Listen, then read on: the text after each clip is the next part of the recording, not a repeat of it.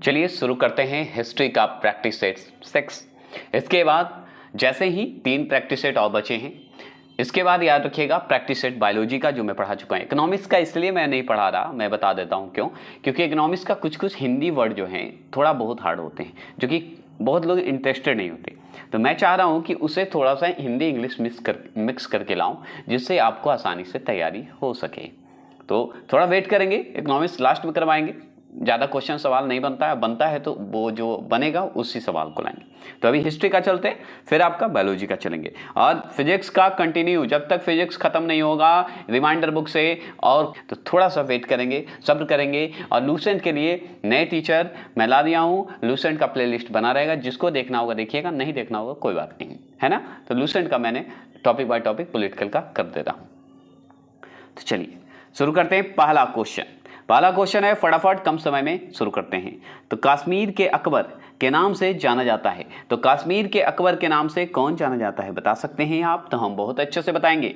जो option number B लगाएंगे वो सही लगाएंगे, अविदीन जी हैं। तो जैनुल अवदीन जो लगाएंगे वो आंसर सही लगाएंगे ऑप्शन नंबर बी का। चलिएगा अब देखिए, इस नाम को आप पढ़े होंगे अगर मेरा वीडियो ऑनलाइन हिस्ट्री का देखे होंगे तो। उल्गू खां की उपाधि से किसे सम्मानित किया गया? तो जैसे ही उल्गू खां का बात आएगा वैसे ही आपको बलबन का याद आ जाना चाहिए। तो बलबन का नाम था ये, जलालुद्दीन बलबन का नाम था। क्या ये सही मैंने बोला? जरूर सही बोला होगा, क्योंकि ये नाम बलबन का ही है। तो बलबन का याद रखिएगा, बलबन था। ठीक है, आगे चलेंगे। तीसरा प्रश्न है, अशोक के शिलालेखों को पहली बार जो है बताइए किसके द्वारा पढ़ा गया? तो जैसे ही अशोक के शिलालेख की बात होगा तो हम अपने अंग्रेज को याद करिएगा। तो कौन अंग्रेज था? तो सर जेम्स प्रिंसेप भी बोला जाता है, प्रिंसेस भी बोला जाता है, कंफ्यूज ना होंगे। ठीक है, तो अगर आ जाए सर जेम्स प्रिंसेस कोई दिक्कत नहीं। ऑप्शन नंबर 3 का बी लगाएंगे, ये जरूर ध्यान रखिएगा। चलिए चौथे क्वेश्चन नंबर की ओर चलते हैं। सिर्फ मॉक टेस्ट दे रहा हूं, नो डिटेल, नो जानकारी जानना है तो मेरे हिस्ट्री का ऑनलाइनर जाके देख लें। देखिए, वारकरी संप्रदाय के प्रवर्तक थे, बताइए वारकरी संप्रदाय के प्रवर्तक कौन थे? बताएंगे, चौथे प्रश्न का जवाब देंगे सोच समझ के। तो ऑप्शन नंबर बी जो देंगे वो सही देंगे, एकनाथ। तो वारकरी संप्रदाय के प्रवर्तक तो एकनाथ जी थे। चलिए पांचवा प्रश्न आपके सामने है। दिलवाड़ा मंदिर जो है उदाहरण है।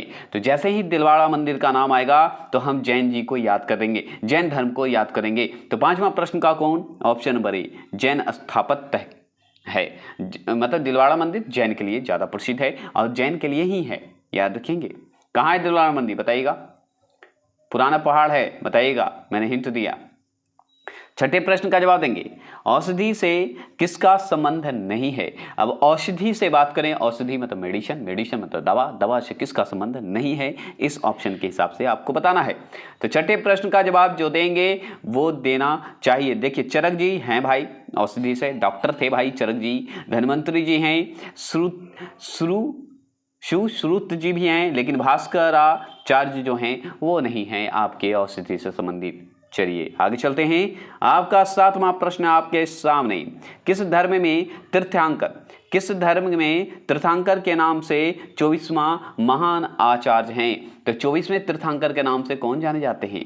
तो जैन धर्म के महावीर जी जाने जाते हैं, जो कि आपको ऑप्शन नंबर सी जैन धर्म के हैं। तो 24वें तीर्थंकर की शब्द आएगा ना, जैसे ही तीर्थंकर की बात आएगा तो हम समझेंगे जैन से बात हो रहा है, क्योंकि तीर्थंकर शब्द उच्चारण क्या है? जैन ज्यादा, याद रखेंगे। तो 7वें प्रश्न का ऑप्शन नंबर सी याद रखिएगा। और 24वें तीर्थंकर कौन थे? महान आचार्य कौन थे? महावीर जी थे। चलिएगा 8वां प्रश्न को ध्यान में रखते हुए सुनिएगा और क्वेश्चन को समझिएगा। हड़प्पा के लोग प्रयोग करना नहीं जानते थे या प्रयोग करना नहीं जाते थे यहाँ पे हो गया, जानते थे नहीं जानते थे, यहाँ पे होना चाहिए। शब्द को थोड़ा सा अपने मन से थोड़ा सा ये लिखता भी है, बताइएगा। तो हड़प्पा के लोग जो है प्रयोग करना नहीं जानते थे, किस चीज का नहीं जानते थे? तो सिंपल, लोहा का नहीं जानते थे। तो ऑप्शन नंबर सी जो लगाएंगे वो सही लगाएंगे, लगा दिए होंगे, इसलिए जल्दी चलते हैं। कितने नंबर लगते हैं वो जरूर बताइएगा। और बहुत अच्छा लगता है जब आप अपना मॉक टेस्ट देकर मुझे बताते हैं कि सर इतना हुआ, 10 क्वेश्चन गलत हो गए, इतने क्वेश्चन गलत हो गए। तो हम कहते हैं कि 10 क्वेश्चन गलत हो या जो हो, अभी तो हो रहा है, बाद में नहीं होगा। इसलिए प्रैक्टिस जरूरी है, करिएगा ज़रूर। और पॉजिटिव रहिए हमेशा, नेगेटिव कभी मत रहिएगा, क्योंकि नेगेटिव से नेगेटिव बढ़ता है, पॉजिटिव से पॉजिटिव होता है, कितना भी हो, याद रखेंगे, ये सच है। चलिएगा, 9वां प्रश्न है, वह स्थान जो किसी समय का फ्रांसीसी उपनिवेश था वह अरविंद आश्रम की मंजिल है, कौन सा है बताइएगा, कौन सा है ये बताएंगे। 9वां प्रश्न का जवाब देंगे तो option number C, Pondicherry. Pondicherry का पांडुचेरी भी बोलते हैं, कोई दिक्कत नहीं है। तो ऑप्शन नंबर सी सही लगाइएगा। और कुछ सवाल, मतलब कहने का मतलब था कि वह स्थान जो किस समय जो है किस समय का फ्रांसीसी उपनिवेश था, तो पांडिचेरी ही तो था उस समय, फ्रांसीसी का समझिए उपनिवेश था। चलिएगा, अब वहाँ अब जो है अरविंद आश्रम की मंजिल है, सोच लिए अभी जाइएगा तो। चलिएगा, 10वां प्रश्न है कि सर्वप्रथम किसने 1857 के विद्रोह को भारत का प्रथम स्वतंत्रता संग्राम कहा है। और ये कहने वाले और कोई नहीं है, एक ही आदमी है, बहुत बार सुने हैं, बहुत बार किताब भी लिखे हैं ये, तो ये वीडी सावरकर का नाम आता है, याद रखेंगे। वीडी सावरकर पावरफुल मैन थे, ये भी आप जानते हैं। जैन साहित्य को कहा जाता है, तो जैन साहित्य को हम जानते हैं, क्या कहेंगे, क्या कहेंगे, मनुस्मृति तो नहीं कहेंगे, तो क्या कहेंगे, तो 11 ऑप्शन नंबर सी, आगम। आगम कहा जाता है, हमेशा याद रखिएगा, सब लोग जातक लगाइएगा, लेकिन जातक मत लगाइएगा, आगम लगाइएगा। चलिए, 12वां प्रश्न बताइए, सभ्यता का उद्गम हुआ, बताइए कहाँ, सभ्यता का जो उद्गम हुआ था वो कहाँ हुआ था बताएंगे। तो 12वां प्रश्न का आंसर का जवाब ऑप्शन नंबर ए, घाटियों में हुआ है। तो सभ्यता का अगर पूछेगा उद्गम कहाँ हुआ, सभ्यता जो है उसका उद्गम हम पूछेंगे, इसमें कुछ ज़्यादा ही रिपीट कर दिया, सॉरी, ऑप्शन नंबर ए लगा के आगे बढ़ जाएगा, ठीक है। चलिए फास्ट चलते हैं।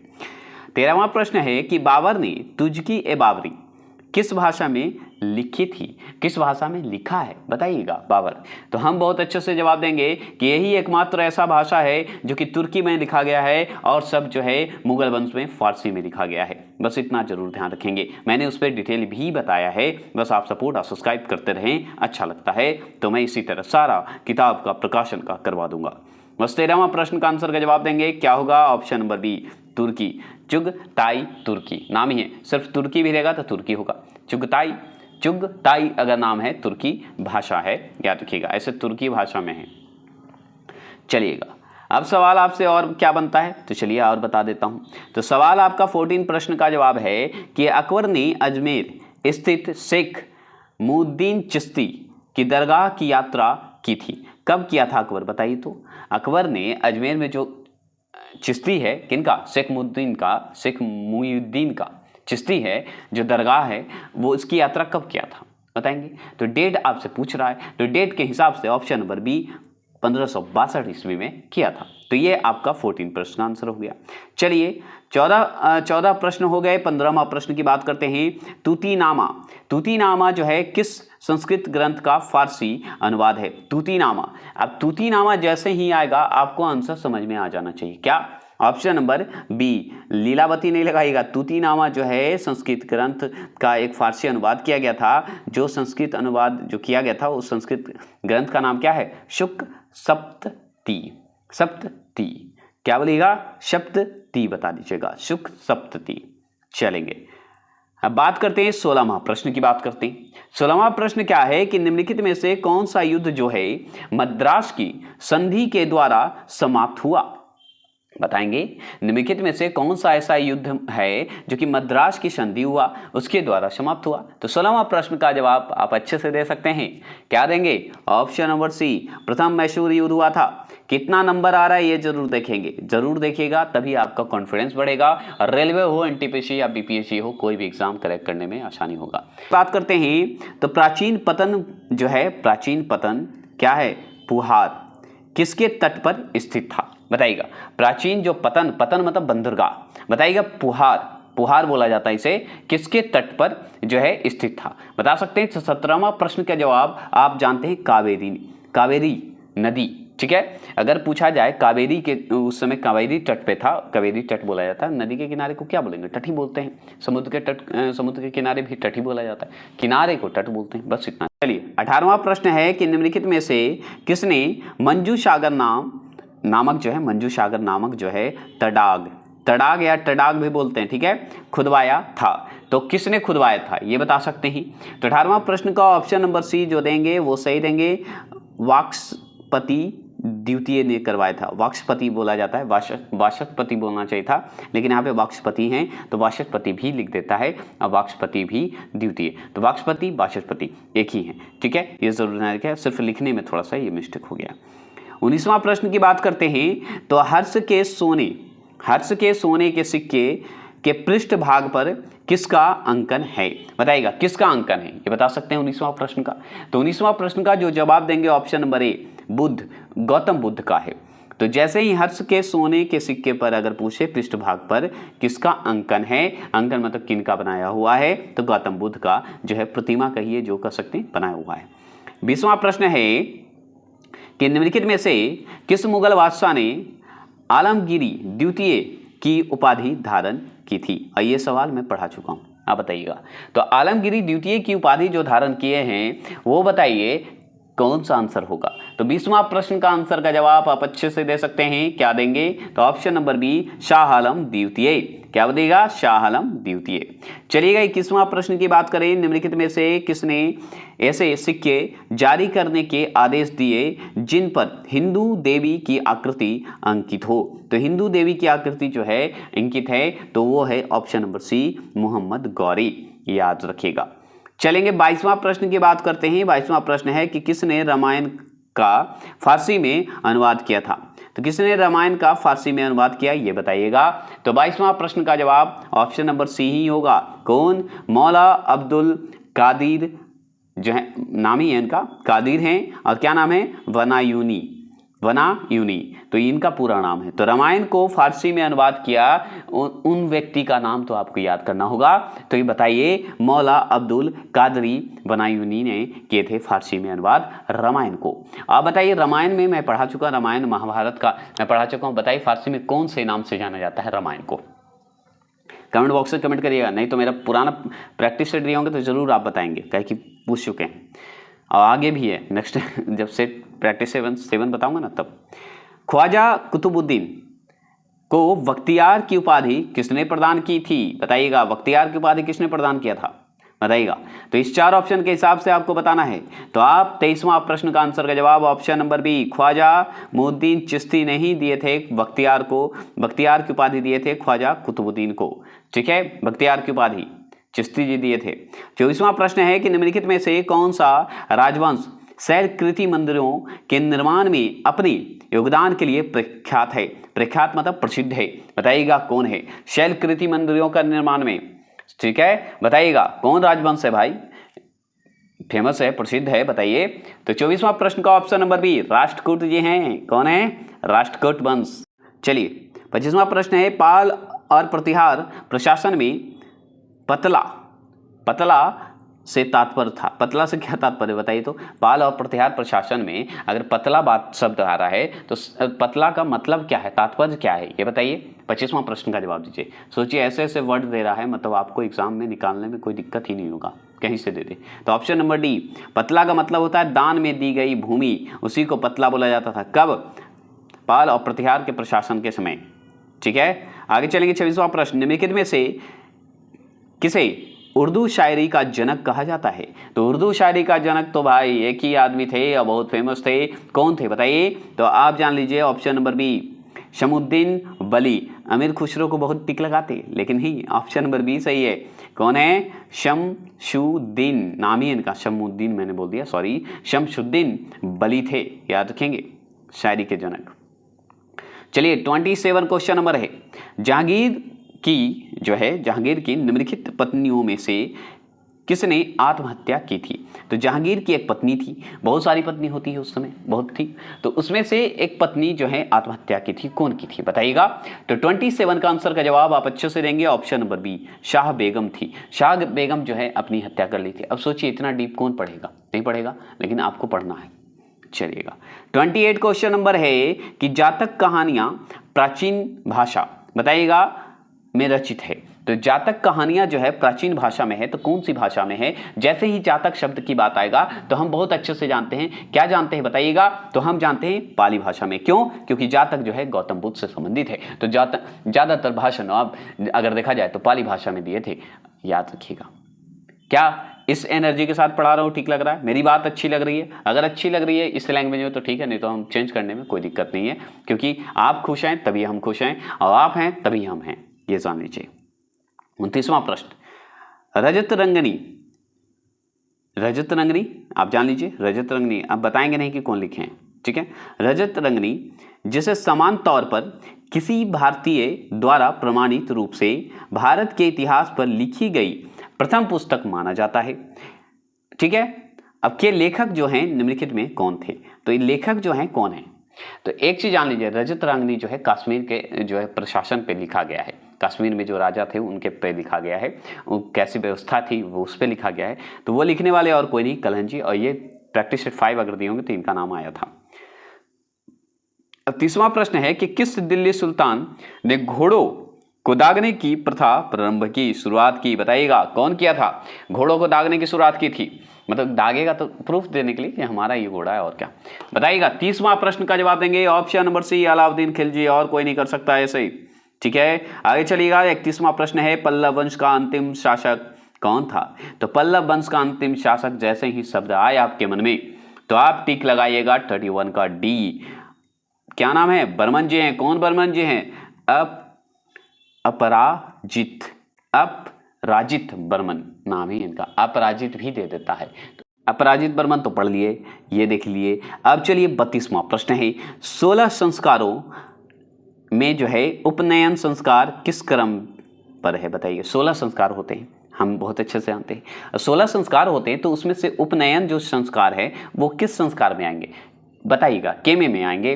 कितने नंबर पे आएंगे? बताएंगे तो 32वां प्रश्न का आंसर का जवाब जो ये लगाएंगे 11वें जो है क्रम पे आते हैं। कौन? उपनयन संस्कार 16 संस्कार में से। आपसे बोलेगा 33वां प्रश्न, निम्नलिखित में से किस सिख गुरु के नेतृत्व में सिख राजनैतिक व सैनिक शक्ति के रूप में संगठित हुई है? तो देखिए ये सवाल दोबारा भी पूछा है, प्रैक्टिस सेट 5 में और 6 में भी पूछ दिया है। क्या है कि जैसे ही सिख गुरु की बात होगी तो कौन ऐसे सिख गुरु हैं, कौन ऐसे सिख गुरु थे जो राजनीतिक तो चले थे ही, राजनीतिक भी और सैनिक शक्तियों के रूप में संगठित करना शुरू कर दिए थे और ये प्रथा चलाए थे? तो वो और कोई नहीं, 33वां प्रश्न का जवाब जो देंगे ऑप्शन नंबर डी, गुरु गोविंद सिंह ये शुरू कर दिए थे। देखिए गुरु गोविंद सिंह, ठीक है, गुरु गोविंद सिंह का नाम ज्यादा आता है, गुरु तेज बहादुर का भी नाम आता है, लेकिन गुरु गोविंद सिंह का सबसे पहले ऑप्शन में आते हैं क्योंकि ये सबसे पहले शुरू कर दिए थे। अब बताइए गुरु गोविंद सिंह केवें स्थान पे आते हैं? बताइएगा 10 में से केवें स्थान पे आते हैं, जरूर कमेंट करेंगे। देखिए 34वां प्रश्न है मिर्जा गालिब किस सम्राट के समय में था? तो मिर्जा गालिब जो थे, याद देखिए यहाँ पे था लिख दिया, थोड़ा रिस्पेक्ट होनी चाहिए, देता नहीं है कोई बात नहीं। मिर्जा गालिब जो है किस सम्राट के समय थे? बता सकते हैं या किस समय था? ये तो शब्द अब क्वेश्चन पे है, अब जैसा है वैसा मैं बोल दे रहा हूं, लेकिन कौन सा सम्राट थे उस समय? बताइएगा कौन सम्राट था, बता सकते हैं? तो 34 का आंसर का जवाब option number B, Bahadur Shah द्वितीय। याद रखेंगे बहादुर शाह द्वितीय, ठीक है, बहादुर शाह जफर द्वितीय भी बोला जाता है। चलिए 35 देखिए, अब लीजिए आ गया क्या है? चगताई तुर्क शासन भारत में किस नाम से जाना जाता है?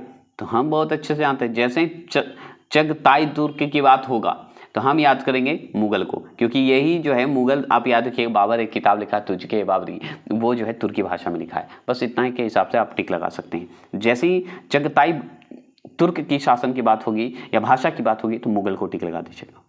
चलिए 36 किस लेखक ने महात्मा गांधी को, बताइएगा, प्रोफेशनल रीडर्स की संज्ञा दी थी? बताइएगा कौन दिया था? बोला था कि गांधी जी आप प्रोफेशनल रीडर्स हैं, रीडर्स, ठीक है, बताइए कौन बोला था? तो और कौन बोलेगा? और कोई बोलने वाला है ही नहीं, इसमें से 4 ऑप्शन में से एक ही तो बोलेगा। सॉरी जोक कर रहा हूं, बताइएगा। 36 ऑप्शन नंबर ए फिशर जी थे, ठीक है, फ्रेडरिक वी फिशर बोले थे, याद रखिएगा गांधी जी को। 37 क्वेश्चन है कि निम्नलिखित में से किस अधिनियम द्वारा ईस्ट इंडिया कंपनी के व्यापारिक एकाधिकार को समाप्त कर दिया, बताइएगा कौन कर दिया था, कौन से एक्ट के तहत हुआ था, बताएंगे। 37 का आंसर का जवाब देंगे तो ऑप्शन नंबर बी 1818 के चार्ट एक्ट द्वारा समाप्त कर दिया गया है, याद रखिएगा व्यापारिक एकाधिकार को समाप्त कर दिया गया था, ये समझ गए। चलिएगा 38वां प्रश्न की बात करते हैं। 38वां प्रश्न है कि गुप्त काल में किस धर्म का सबसे अधिक विकास हुआ है, बताएंगे। तो हम बताएंगे गुप्त काल की अगर बात करें तो गुप्त काल में किस धर्म का सबसे अधिक विकास हुआ, तो हम बता देंगे 38 का आंसर का जवाब ऑप्शन नंबर ए वैष्णव धर्म का सबसे ज्यादा हुआ था गुप्त काल में। ऐसे शिव का भी हुआ है लेकिन वैष्णव, शिव रहते तो दोनों हो जाते, शिव और वैष्णव दोनों का हुआ है, याद रखिएगा। तो आगे सबसे ज्यादा वैष्णव का हुआ, तब शिव का उस समय माना जाता है।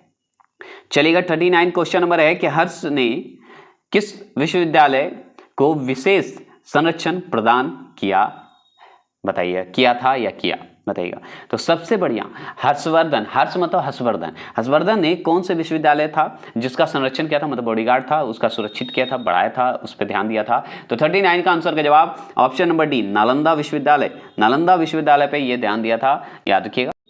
देखिए 40वां प्रश्न है कि मुझे नहीं मालूम क्या कानूनी है, क्या कानूनी है या क्या गैर कानूनी है। मुझे नहीं मालूम कि क्या कानूनी है, मतलब कानून है, क्या गैर कानूनी है, मैं राज्य की आवश्यकता अनुसार कानून बनाता हूं, यह किसने कहा था, बताइएगा ये कहने वाला कौन था। तो 40वां प्रश्न का बी अलाउद्दीन खिलजी का ये विचार था, ये कथन था, ये सोच था, ये समझ गए। चलिए 40वां प्रश्न क्लियर हो गए।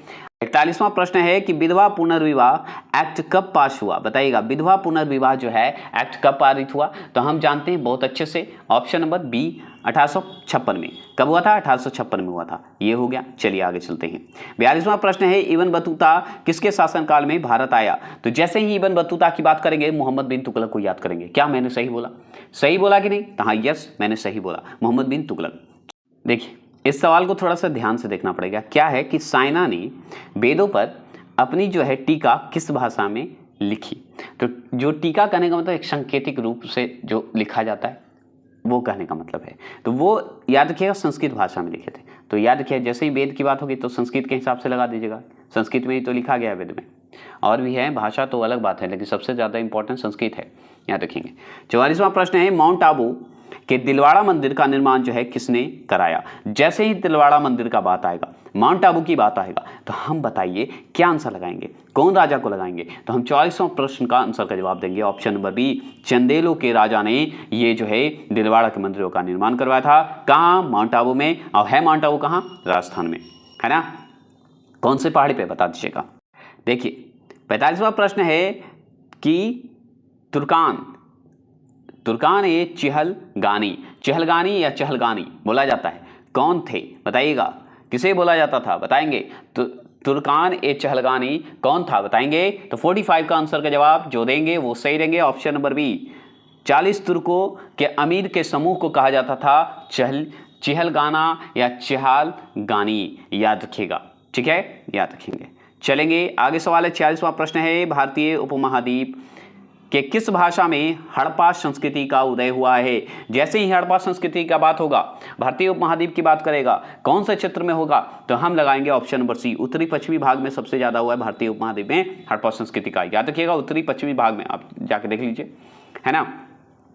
भारत की राजधानी पुरानी दिल्ली से नई दिल्ली कब जो है स्थानांतरित हुआ, बताइएगा कब बदला, मतलब नई दिल्ली में आ गया, बताएंगे। पुरानी दिल्ली से नई दिल्ली में, डेट बताएंगे जरूर। 47 का आंसर का जवाब ऑप्शन नंबर डी 13 फरवरी 1931 को, 13 फरवरी 1931 को, याद रखेंगे।